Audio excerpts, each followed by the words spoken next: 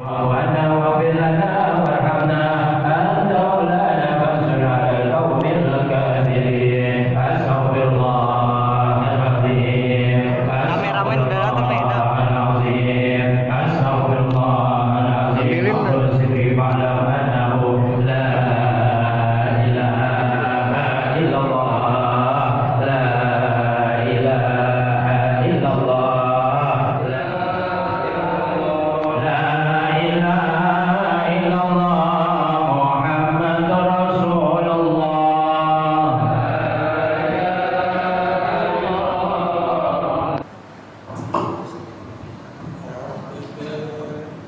Assalamualaikum warahmatullahi wabarakatuh. Bismillah walhamdulillah wassalatu wassalamu ala rasulillah Muhammad ibn Abdullah wa ala alihi wa ashabihi wa man tabi'ahum wa wala amma ba'du. Rabbi shrah li sadri wa yassir li amri wahlul 'uqdatam min lisani yafqahu qawli. Rabbi zidni ilman nafi'an warzuqni fahman jayyida ya rabbal alamin. Allahumma anfa'na bima 'allamtana wa 'allimna ma yanfa'una warzuqna ilman yanfa'una. Mari kita mulai majlis kita mengajar kita dan baca Al-Quran surah Al-Fatihah. Mudah-mudahan semua ilmu yang kita pelajari jadi ilmu yang bermanfaat, hajat kita semuanya dijabah oleh Allah Subhanahu wa taala. Ala hadhihi niyyah wa ala kulli niyyatin shalihah. وإلى حضرة النبي الفاتحة. أعوذ بالله من الشيطان الرجيم. بسم الله الرحمن الرحيم. الحمد لله رب العالمين الرحمن الرحيم مالك يوم الدين. إياك نعبد وإياك نستعين اهدنا الصراط المستقيم صراط الذين أنعمت عليهم غير المغضوب عليهم ولا الضالين آمين. Bismillahirrahmanirrahim. Qasrus salatul ba'diyah. Awalan masyru'iyatul qasri. Al-qasru azimatun aw rukhsatun. Al-qasru jaizun bil Qur'an was sunnah wal ijma'. Amma al-Qur'an wa qawluhu ta'ala wa idza darabtum fil ardi falaysa 'alaykum junahun an taqsuru minas salati in khiftum ayyabtinakumul ladina kafaru. An-Nisa. Wal qasru jaizun sawa'un fi halatil khawfi awil amni, lakinna ta'liqal qasri 'ala al-khawfi fil ayah kana taqriru al-halatu al-waqi'atu bi anna al-ghaliba asfar an-nabi sallallahu alaihi wasallam lam takhilla minhu. Qala Ya'la ibn Umayyah li Umar ibn al-Khattab ma lana naqsuru wa qad amna. Faqala sa'altu an-nabiy sallallahu alaihi wasallam faqala sadaqatun tasaddaqallahu biha 'alaikum fa akhbiru sadaqatah. Wa amma sunnah faqad tawataratil akhbaru anna Rasulullah sallallahu alaihi wasallam kana yaqsuru bi asfarihi hajjan wa mu'tamiran wa ghaziyan muhariban. Wa qala Ibnu Umar sahabtu an-nabiy sallallahu alaihi wasallam fa kana la yazidu fi safari ala rak'ataini. Wa Abu Bakr wa Umar wa Utsman kadzalika. Kita hadirin sekalian melanjutkan pelajaran yang sudah kita pelajari, yaitu terkait dengan qasar. Ya. Kalau yang lalu sudah juga kita membahas terkait dengan Jumat, dengan segala macam yang terkait hal-hal Jumat. Ya.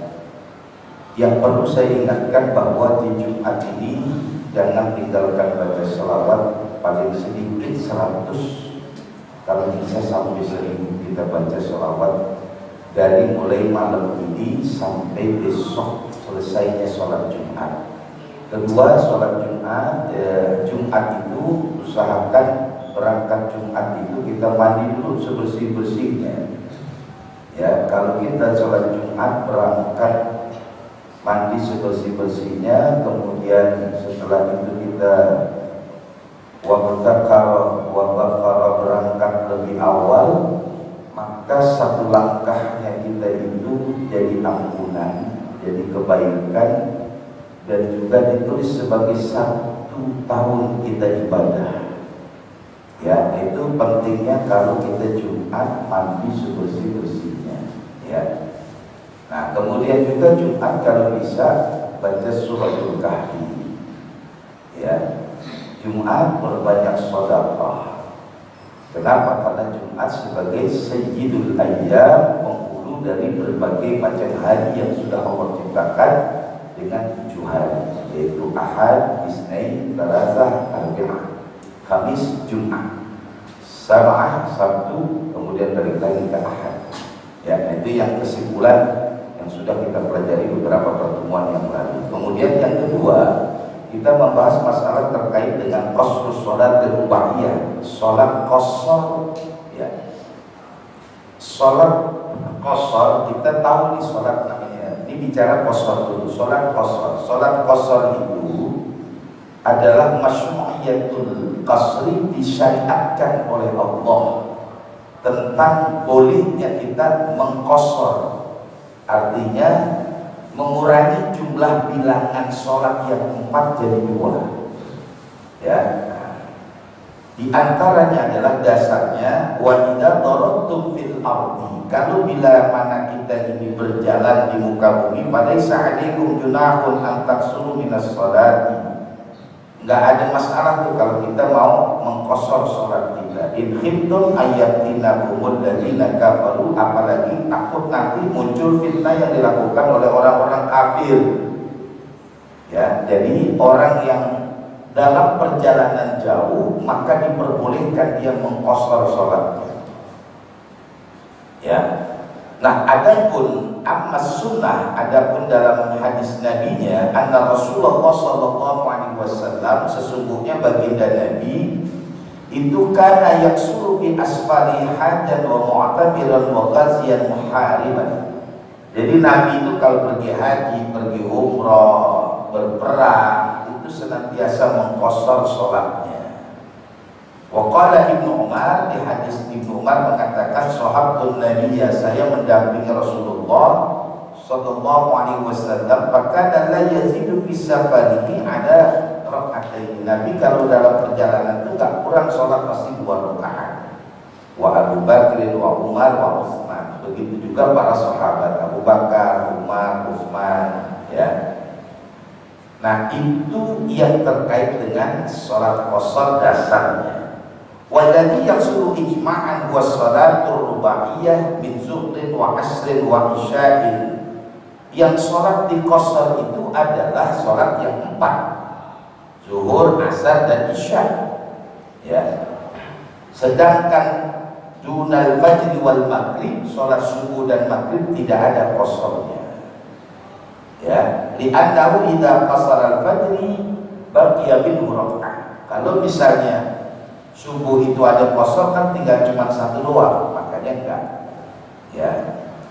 Kemudian ruwiya Ahmad bin Aisyah rahmat an Aisyah radhiyallahu anha, urida bis salatu rak'ataini illa al-maghrib fa innahu witrun nahar. Yang diwajibkan sholat itu adalah 2 rakaat illal maghrib, kecuali maghrib. Kenapa? Fa innahu, sesungguhnya maghrib itu adalah witrun nahar, witirnya nahar, siang. Summa zabat fil hadari wa aqranat wa aqarrat fis safari ala ma kanat alaihi. Ya, itu. Nah, kemudian hukumnya gimana ini qasar? Ya. Pertama, menurut mazhab Hanafi bahwa yang namanya qasar salat itu al-qasru wajibun, wajib mengqasar. Kenapa? Karena azimatun, bahwa yang namanya qasar itu adalah azimah. Makanya Nabi mengatakan kepada para sahabat, kata Nabi sahabat, ya, sadaqatun tasaddaqallahu biha alaikum fa'aqbidu sadaqatah. Kata baginda Nabi, sadaqatun, ada sedekah, tasaddaqallahu, di mana Allah bersedekah kepada kita itu atas kita semua, fa'aqbidu sadaqatah. Kata Nabi, ambil itu sedekahnya. Jadi Nabi mengatakan Allah itu bersedekah kepada kita.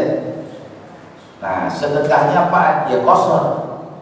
Maka kata Nabi, ambil tuh kosornya, jangan ditinggalin. Makanya mazhab Hanafi mengatakan hukum kosor itu wajib. Ya.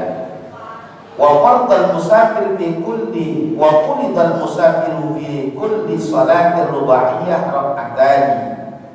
Nah, menurut mazhab Hanafi yang mengatakan wajib, maka wajib bagi kita yang musafir itu sholat yang 4 2 rakaat. La tajuru lahu ziyadah alaihi ma amdan. Jangan dilebihin. Wa yajibu sujudu sahwi in kana sahwan. Wajib sujud sahwi kalau dia lupa. Dia lagi sholat qashar, tahu-tahu nambah jadi 4. Sujud sahwi kata mazhab Hanafi, karena qashar itu menurut mazhab Hanafi hukumnya wajib. Ya. Nah, kenapa dikatakan wajib? Wa daliluhum ahaditsus sabitah. Urida bis salati rak'ataini fa aqarratis salatu safaru wa zaid bi salatil hadari. Bahwasanya salat qashar itu, salat dalam safar itu, urida bis salati rak'ataini diwajibkan salat itu 2 rakaat. Kemudian di hadisnya juga urida faradallahu, mewajibkan siapa Allah as-salata ala lisan nabiyyukum fil hadari 4 raka'atin wa bis safari raka'atain. Kalau kita diwajibkan sholat yang zuhur, asar dan isya 4 rakaat kecuali bis safari, kecuali dalam safar, boleh dia mengerjakan 2 rakaat. Nah, ini hukum pertama terkait dengan qashar. Kemudian waqala al-Maliki 'ala al-masyhur ar-rajih, hukum yang kedua terkait dengan qashar. Al-qasru, adapun qashar itu sunnatun muakkadatun li fi'lin nabi. Qashar itu hukumnya sunnah muakkadah karena Nabi mengerjakan demikian. Fa innahu, maka sesungguhnya Nabi itu lam yasih anhu fi asfarihi annahu atamma sholata qattun kama fil hadisil mutaqaddimi ada Ibnu Umar wa ghairi. Karena ketika Nabi dalam sholat, dalam perjalanan itu selalu Nabi mengerjakannya 2 rakaat. Makanya dikatakan bahwa qashar itu adalah sunnah muakkadah. Kemudian yang ketiga hukumnya qashar, qala Syafi'iyah wal Hanabilah, menurut mazhab Syafi'i dan Hambali, al-qasru, qashar itu rukhsatun ala sabilit takhir.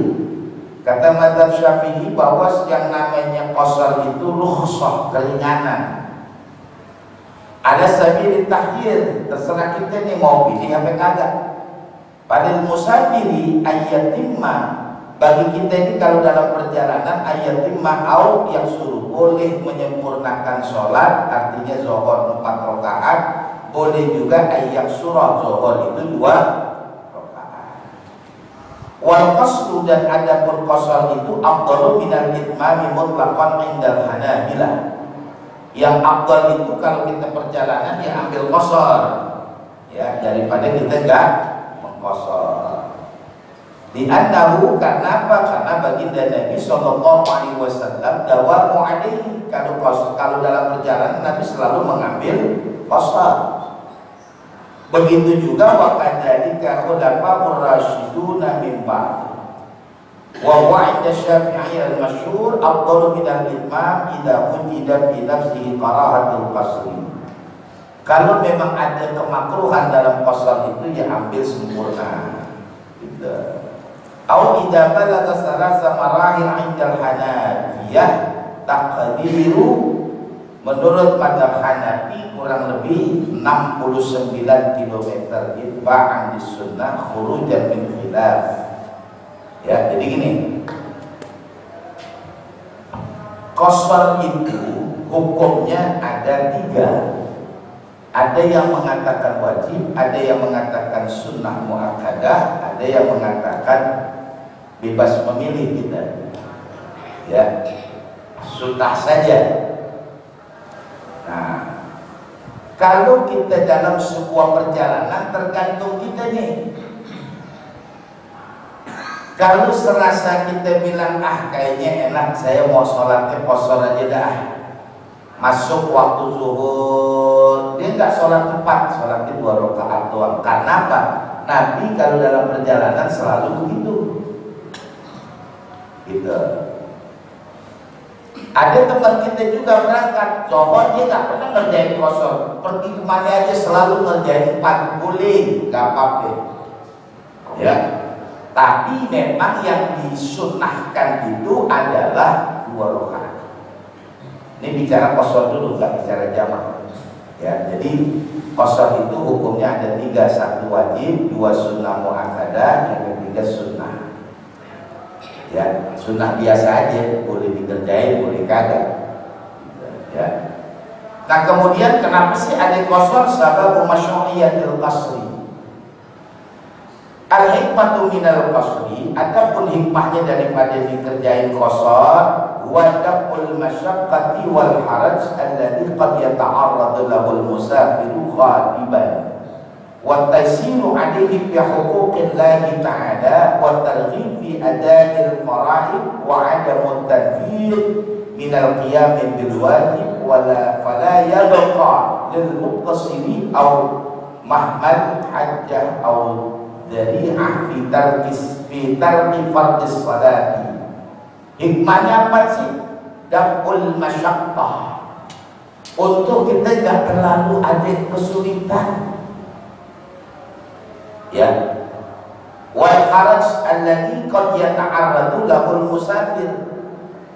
Kenapa sih kita disunnahkan atau diwajibkan menurut mazhab Hanafi itu qasar?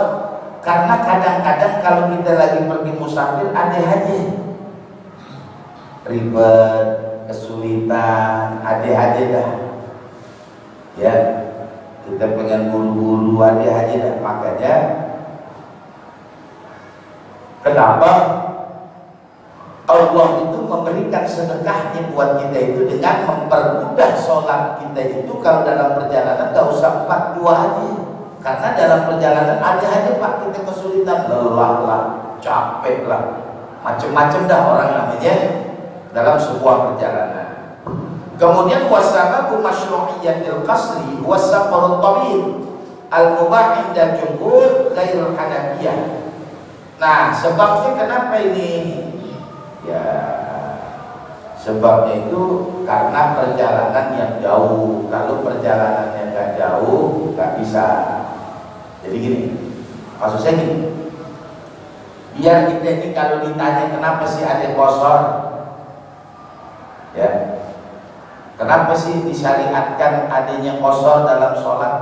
Nggak langsung aja udah 4, orang nggak ada kesulitan kok. Sekarang kan perjalanan enak, naik kereta nggak ada kendala, naik bis udah enak, jalanan juga udah gak kayak dulu, sekarang udah lempeng-lempeng aja, naik pesawat juga gak ada kendala. Kok masih pakai kosor-kosor juga gitu, gak ada masalah. Kalau yang tidak mau ambil boleh, yang mau ambil boleh. Kenapa yang mau ambil itu? Yang mau ambil itu karena yang namanya perjalanan, biar katanya naik kereta enak lah, kita tinggal duduk, sekarang udah bersih, nggak kayak dulu banyak kardus sono, orang di bawah, orang tidur di mana, kamar mandi, enggak, sekarang udah enak. Naik bis juga begitu, udah enak sekarang. Nah biasanya dalam perjalanan itu ada masyaqqah, biar katanya kita naik pesawat yang katanya enak banget lah, duduk Jakarta Surabaya 1 jam 45 menit misalnya. Kita berangkat pagi sebelum zuhur udah sampai di Surabaya, nggak ada kendala apa, udah sholat aja zuhur 4 rakaat, nggak apa-apa, boleh-boleh aja. Tapi kan kadang-kadang ada orang banyak urusannya. Kalau dia ngerjain 4 nih takutnya begini-begini, udah ngerjain aja 2 rakaat, boleh. Nah itu yang menyebabkan kenapa orang yang dalam perjalanan itu diperbolehkan untuk melakukan qasar. Karena kan hukumnya nanti dikembalikan ke personal, ke bapak masing-masing. Mungkin kita jalan berlima, yang ngatur sholat zuhurnya 4 rakaat karena nggak ada masalah bagi dia. Nah dia ngerjain sholat zuhur 2 rakaat, kenapa? Karena dia mimpin semua nanti di acara di sono, sibuk lah dia, repot. Kalau dia kan nggak ada repotnya, nah, silahkan dia memilih. Ya, nah itu kenapa yang namanya qasar itu ya disyariatkan, karena qad yata'aradu, terkadang orang-orang itu kalau dalam perjalanan itu ada aja ya capeknya, lelahnya, letihnya ada Pak, kita kan berhasil kalau pergi kemana-mana berhasil capek, biar katanya kita nggak bawa mobil, biar katanya kita naik kereta tetap capek gitu ya. Nah yang membolehkan qasar itu perjalanan panjang. Mazhab Hanafi mengukur 70 kilo gitu ya. Kalau di mazhab Hanafi ukurannya 70 kilo. Nah ada juga ikhtalafa fi taqdiri masafatis safari alladhi yaqsuru fiha. Faqala al-Hanafi aqallu ma taqsuru fihi shalat maisatu salasati ayyam wa layaliha. Kata mazhab Hanafi yang boleh qasar itu kalau perjalanannya 3 hari 3 malam. Kenapa? Karena dulu pakainya apa? Onta sama kuda, perjalanannya nggak kayak sekarang. Berbeda sekarang. Jakarta Surabaya 900 sekian kilo aja bisa ditempuh 1 jam sekian menit. Naik kereta 12 jam. Nah, tapi ukurannya kalau memang dia jalan kaki kayak Jakarta Sukabumi jalan kaki bisa 2 hari tuh. Jakarta Sukabumi ini kalau treknya trek zaman dulu bisa 2 hari 2 malam sampai ke Sukabumi. Kalau treknya trek dulu. Tapi mazhab Hanafi mengatakan kalau di dalam sebuah perjalanan itu malam istirahat, hitungannya pagi doang, karena malam itu bukan untuk sebuah perjalanan. Karena kalau di dalam konsep Al-Quran malam itu waja'alna laila libasa, Allah jadikan malam itu buat istirahat bukan buat perjalanan. Maka mazhab Hanafi mengatakan orang yang boleh mengqasar sholatnya itu kalau perjalanannya ditempuh 3 hari ya. Nah ini ukurannya ukuran zaman dulu. Kalau ukuran sekarang lain. Jakarta Lampung naik pesawat 45 menit. Jakarta Lampung lebih dekat ya, langsung turun di Bandar Lampung karena kan dekat itu. Cengkareng ke sana cuma nyebrang lautan udah turun. Bangka Belitung coba kalau naik kapal laut ramai. Nah, gitu. Nah ini ukuran-ukurannya, makanya kalau kita lihat ukurannya, kalau ini patokannya adalah masa lalu, mungkin kalau ukuran mazhab Hanafi 70 kilo itu lewatnya gurun, lewatnya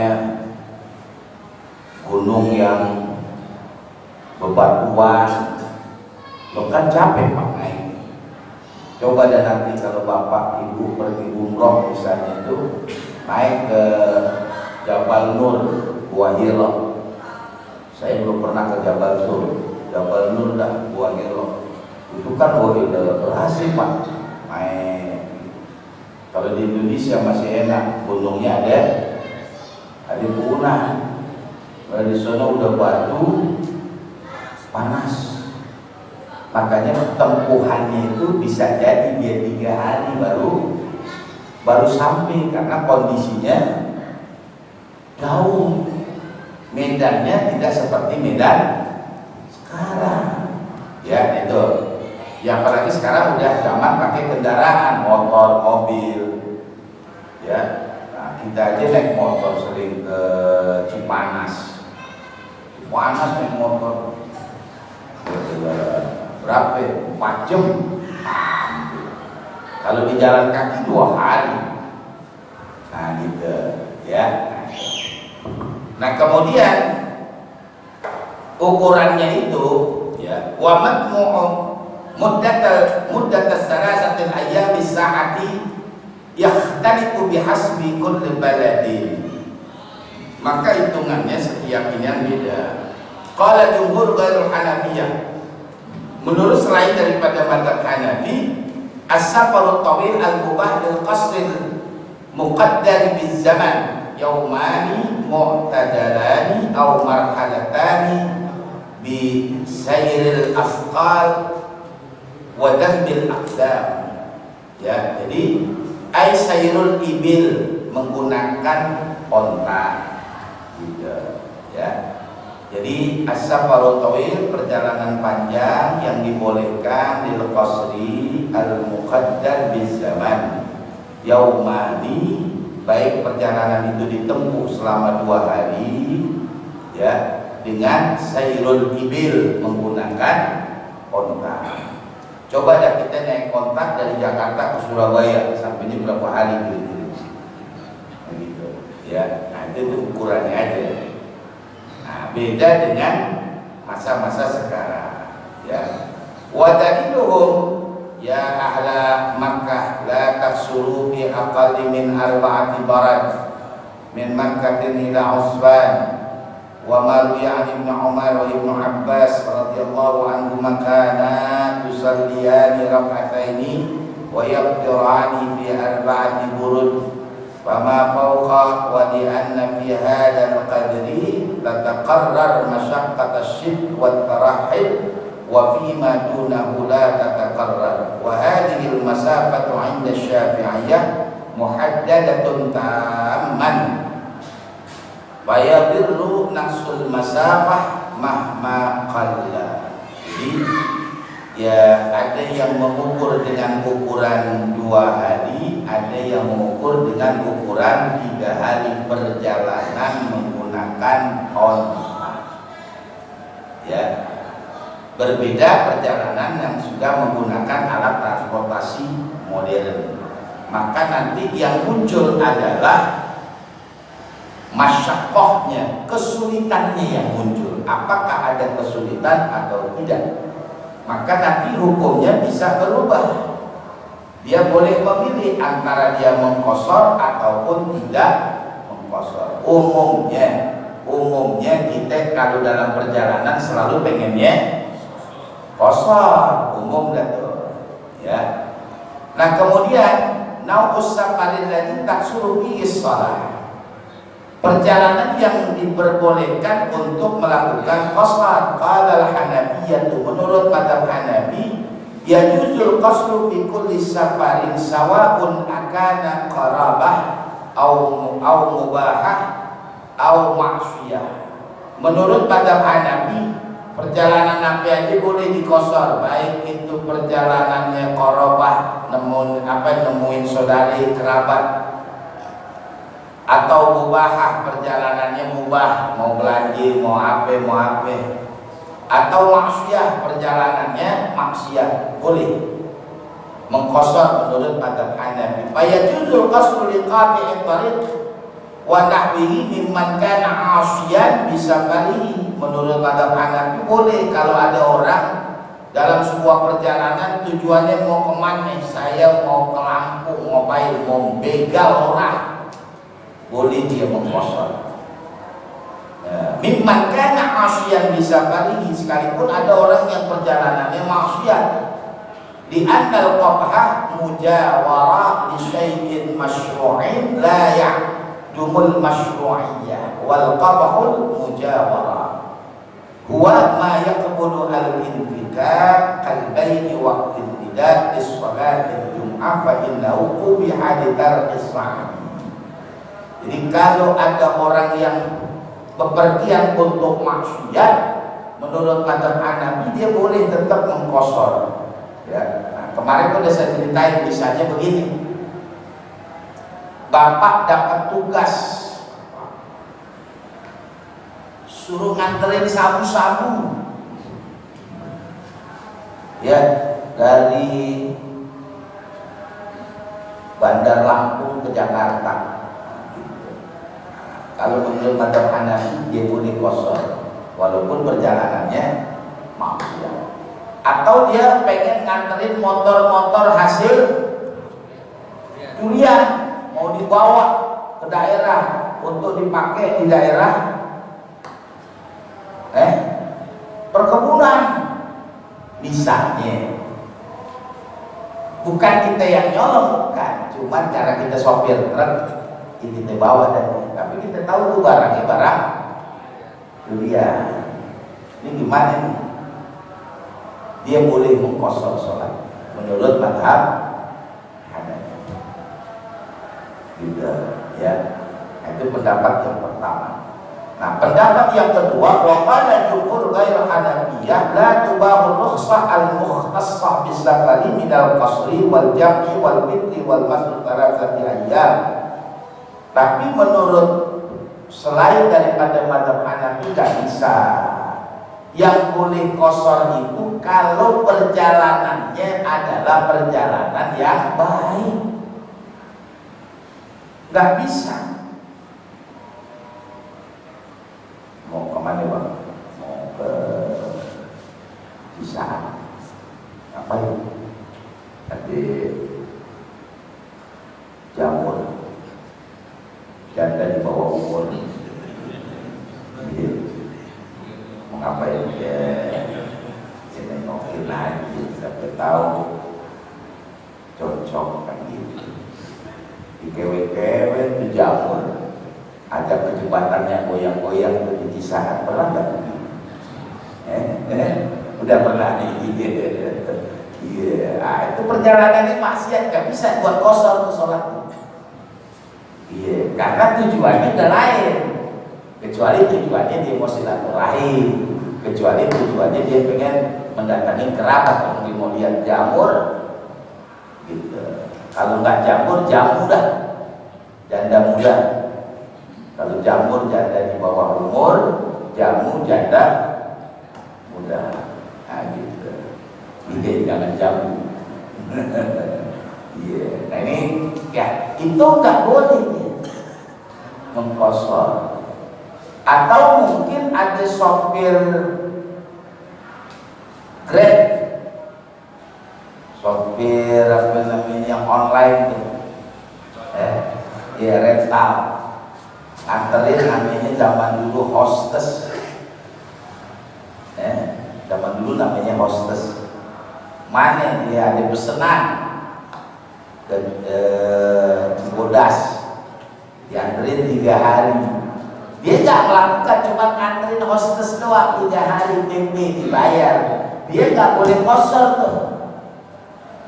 Kenapa? Karena perjalanannya maksiat. Itu tak bisa, ya.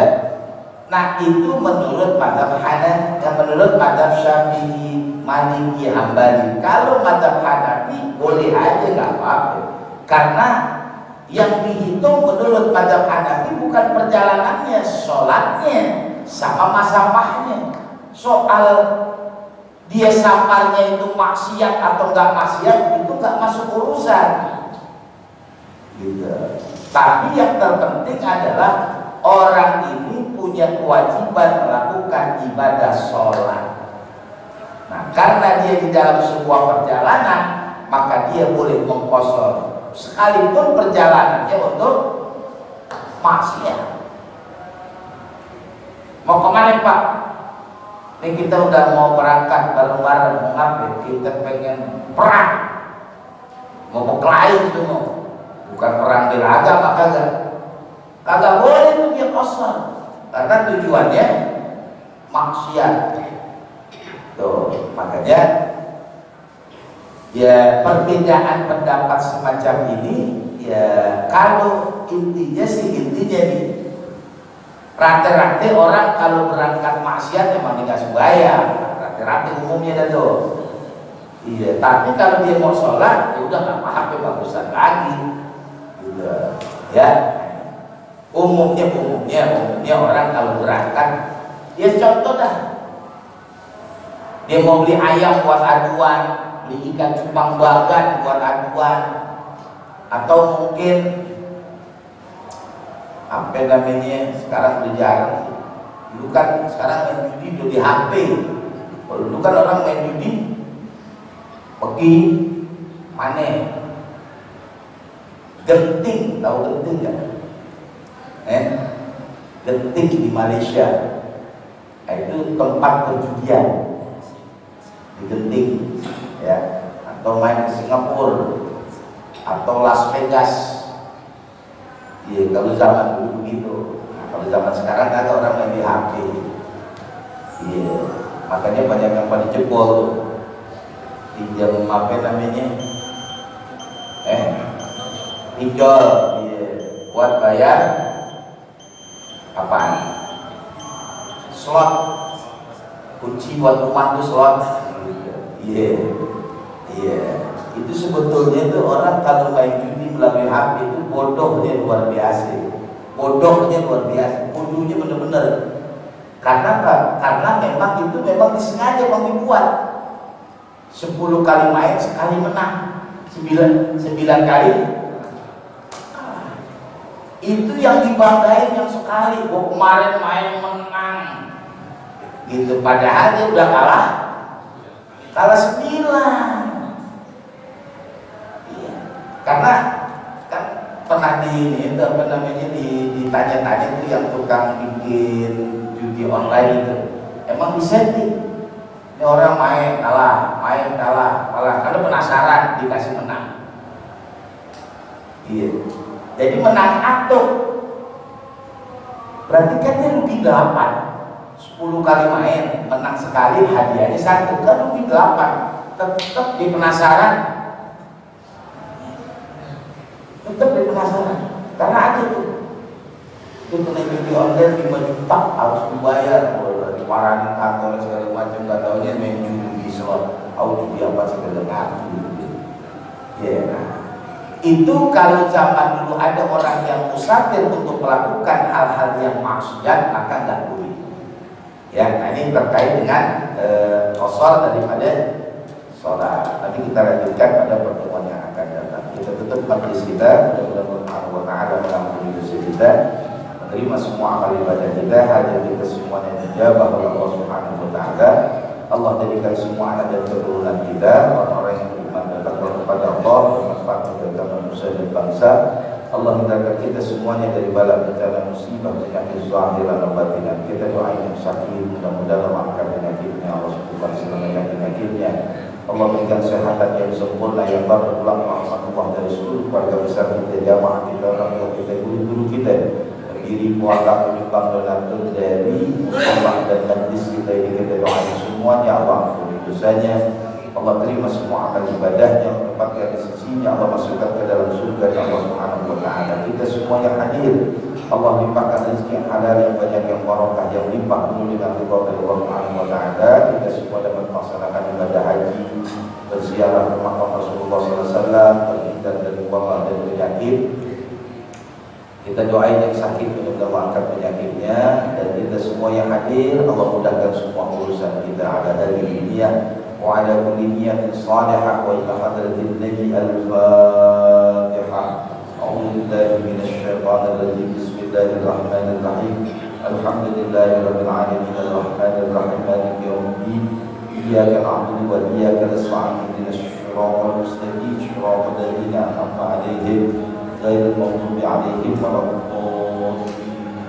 آمين. Kedua kita baca surah Al-Fatihah untuk Bapak Haji Hamzah bin Masuki yang 7 hari lalu telah kembali menghadap kepada Allah. Kita doain Allah ampuni semua dosanya, Allah terima semua amal ibadah dan tempatkan di sisinya, Allah masukkan ke dalam surga Allah Subhanahu wa taala. Al-Fatihah. A'udzubillahi minasyaitonir rajim. Bismillahirrahmanirrahim. Alhamdulillahi rabbil alamin arrahmanir rahim maliki yaumiddin. Iyyaka na'budu wa iyyaka nasta'in ihdinas siratal mustaqim صراط الذين أنعمت عليهم غير المغضوب عليهم ولا الضالين. آمين. Ketiga, saya mau dibacakan surah Al-Fatihah untuk pembangunan pembebasan dan pondok pesantren yang saya bangun. Mudah-mudahan diberi kemudahan, kelancaran, keberkahan, dan bisa segera melunasi sisa pembayaran tanah yang masih harus dilunasi. Al-Fatihah. A'udzubillahi minasyaitonir rajim. Bismillahirrahmanirrahim. Alhamdulillahirabbil alamin arrahmanir rahim maliki yaumiddin. Iyyaka na'budu wa iyyaka nasta'in ihdinas siratal mustaqim siratal ladzina an'amta 'alaihim ghairil maghdubi 'alaihim waladdallin. ربنا تقبل منا إنك أنت السميع العليم وتب علينا إنك أنت التواب الرحيم والحمد لله رب العالمين والسلام عليكم ورحمة الله وبركاته.